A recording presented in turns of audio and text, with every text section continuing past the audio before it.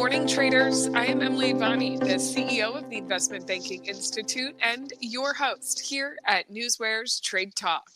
Joining me is trading anchor Bill Olson, who brings more than 30 years of institutional trading experience to our program.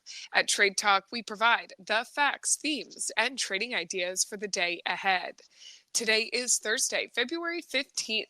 Earnings and economic data remain in the spotlight after markets were able to eke out wins across the board yesterday. All three major indices closed in the green. The Dow added 151 points or 0.4%.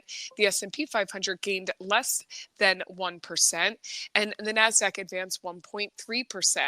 Bill, let's get into Thursday with what is happening in the markets this morning. Hi, yes. Good morning, Emily. How are you?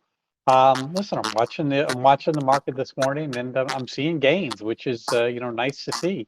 We're looking at the S&Ps are up 0.25% this morning. They've been that way almost all morning long. So, yeah, so far it's a nice day. Earnings, economic news, these are the two key factors. We got a host of economic data coming out before the bell today. There's a lot of good earnings coming out, and let's talk about next week. Next week we got NVDA, which is the big one, and then you also have the big retailers such as Home Depot and Walmart releasing as well. Overseas, we're seeing some positive activity in the DAX. The DAX is up 113 points or 0.67%. The FTSE's up 9 points or 0.12%. The CAC is up 73 points or 0.95%. GDP out of the UK was weak. They're technically in recession, so I'm a little cautious there. You did have a speech by the president of the ECB this morning saying, inflation is back to their targets as predicted. It's easier said than done. And then, we're looking over at Asia. That you're looking at the Nikkei. It jumped 454 points or 1.21%. Their GDP contracted as well. So I mean that's a little bit surprising to me. Hong Kong, they jumped 65 points or 0.41%. We're keeping an eye on oil. Oil is falling. It's come back. It was down more, but WTI is now at $76.51 a barrel, and Brent is at $81.47 a barrel. You did have that weak stockpiles data yesterday out of the EIA, and this morning the International Energy Administration they released a cautionary report, on growth, expected growth on oil. So I mean that's why you're seeing a little weakness today in oil. But that's what I have for you in terms of a morning market update, Emily. Bill, we both pointed to it, economic data, a big one today, as well as those earnings. It's really difficult to keep track of all of this information as it's coming in, but not as difficult for you because you're using NewsWare. You have your earnings alert, you have your economic reports alert, and so you're able to sift through all of this and also give us a rundown of all of this market moving information. We're going to start with earnings action, Bill. What is going on there? We're going to start off with Cisco, ticker CSCO, Charlie Sam, Charlie Oscar. They delivered a beat of 3 cents on higher revenue. The stock is trading lower. It's down 4% this morning. They on their call, they questioned about demand coming from Asia. They're cutting their workforce as a result. It wasn't a bad report. It was okay. Stock's down a little bit too much, but we'll see if it recovers. AppLovin, ticker APP, Apple Paul. These guys delivered a beat of 14 cents on higher revenue. You look at that stock this morning, it's up 22.68%. Wow.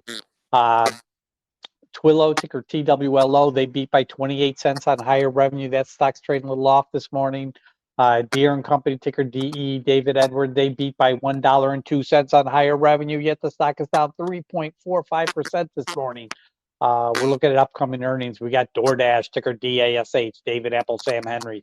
Their EPS, is expected to come in at a negative 16 cents.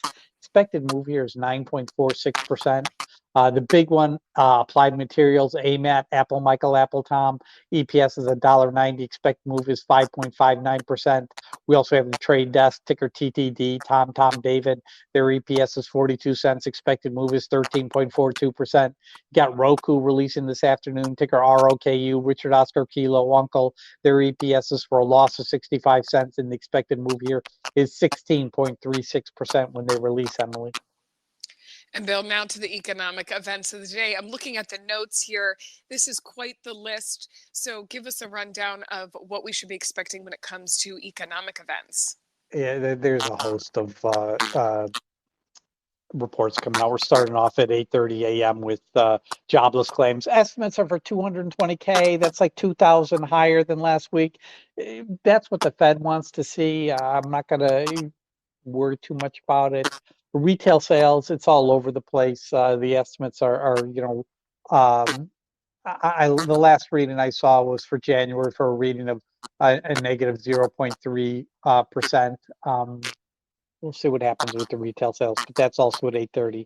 Additionally, 8:30 we get the Fed Manufacturing Index, the Philadelphia Fed Manufacturing Index, the Empire State Manufacturing Index, and import-export prices. Then at 9:15 a.m. we get industrial production. At 10 a.m. we get business inventories. Also at 10 a.m. we have housing market index. At 1:15 p.m. today, we're going to be hearing from Fed Bank Governor Christopher Waller. As well, at 7 p.m., we're going to hear from Raphael Bostic. He's the Atlanta Fed Bank president. And I should point out that Laurel Bernard, she's the director of the White House National Economic Council. She's scheduled to speak as well.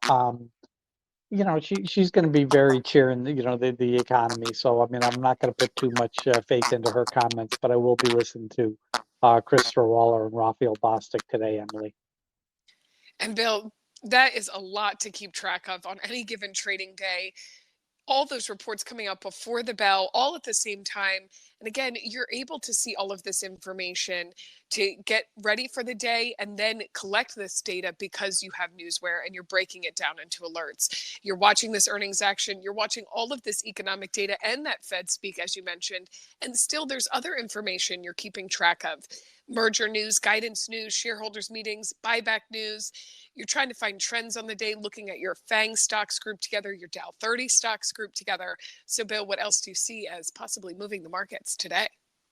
Just looking at my screens here, I'm showing 6 lower, 4 unchanged, and the rest of the Dow stocks are higher. Looking at my FANG stocks, weakness in Apple and Google, the rest are higher. Airlines are good, autos are good, banks are higher. Drug stocks are positive, oil is mixed.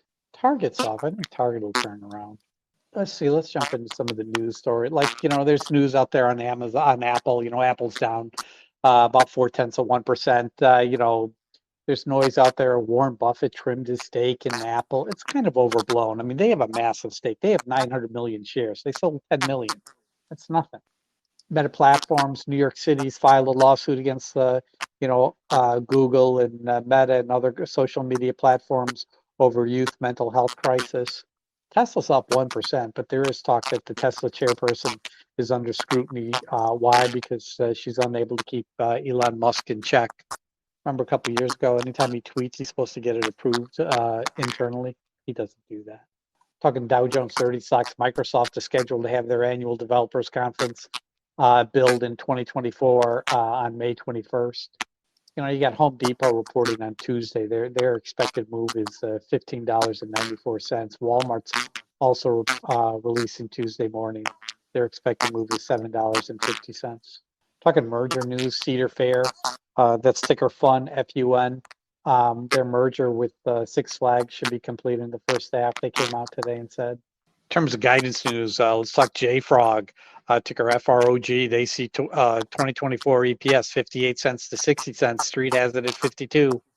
Twilio, ticker TWLO. They see Q1 adjusted EPS 56 cents to 60 cents. Street estimates 54.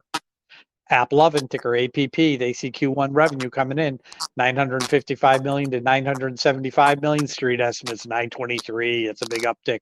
Speaking of upticks, we got Upwork. They see Q1 EPS coming in 17 to 19 cents. Street estimate 14 cents. That's UPWK, Uncle Paul, William Kilo. In terms of shareholders meeting, we got MODN, Michael Oscar, David Nancy, having a shareholders meeting today, 2:30 p.m. Talking buyback news, a lot of buyback news today. Udemy, ticker UDMY, Uncle David, Michael Yellow. They announced 100 million share buyback. Ticker ALKS, Apple, Larry, Kilo, Sam. They announced a 400 million stock repurchasing plan. Garrett Motion, that's ticker GPX, Grace Paul X-Ray. They announced a 350 million share buyback program. Yeti Holdings, ticker YETI, Yellow, Edward, Tom, India. They announced a 300 million share repurchase plan. And Cigna, ticker CI, Charlie India, they announced that they're going to be buying back $3.2 billion worth of shares through an accelerated share repurchasing plan. That's ticker CI, Charlie India. That's what I have for you in terms of news hitting the tape this morning, Emily. This is the type of data that NewsWare delivers daily. It's factual, it's market moving, and our alerting functions bring it to your attention as it happens. Go to www.newsware.com now and sign up for the trial and see for yourself the benefits that professional Newswire delivers. We've now made it to that time of the show for the Trade Talk pick of the day. Bill, what is your pick of the day today? Going with ticker IR, India, Richard, Ingersoll Rand. Earnings are out after the bell. EPS is 76 cents. Expected move is 4.07%.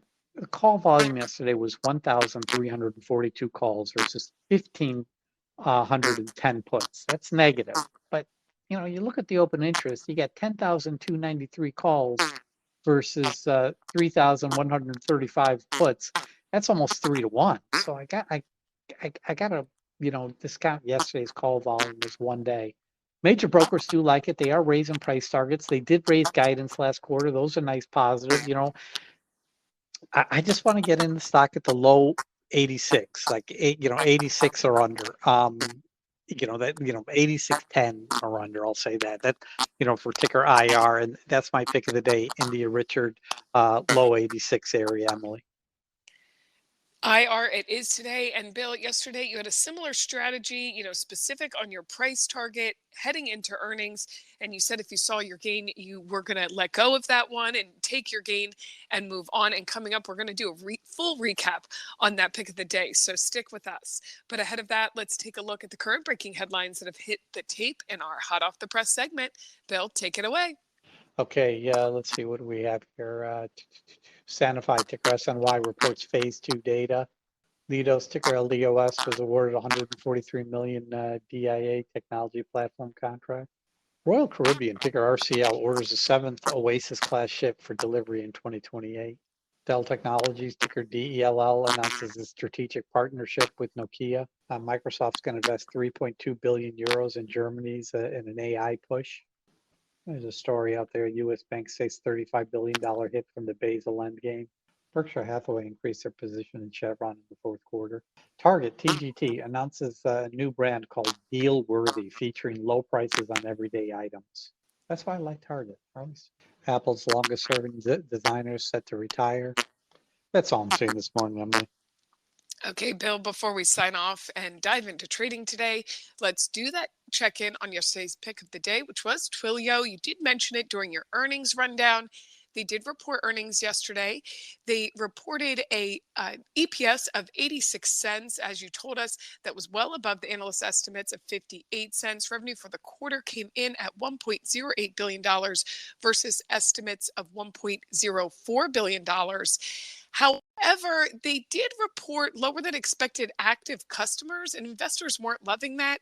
Last evening, after the report came out, the company also guided revenue for the upcoming fiscal first quarter, and you did give us that Q1 EPS during your Newsware alerts, and they gave revenue of $1.025 billion to $1.035 billion, and that was just below the consensus here of $1.049 billion. The company also announced an operational review of activist targeted segment business unit, which Twilio acquired in 2020 for $3.2 billion.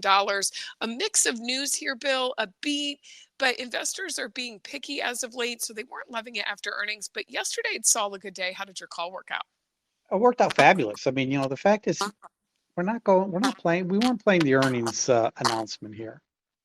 With Twilio, the stock opened up at $69.25. I was like, listen, I want to get in low 69s, and it did. It did fall after that opening price. It actually fell beneath 69, and then it ran. It ran all the way to 70. It ran all the way up to yesterday's high was 72.43.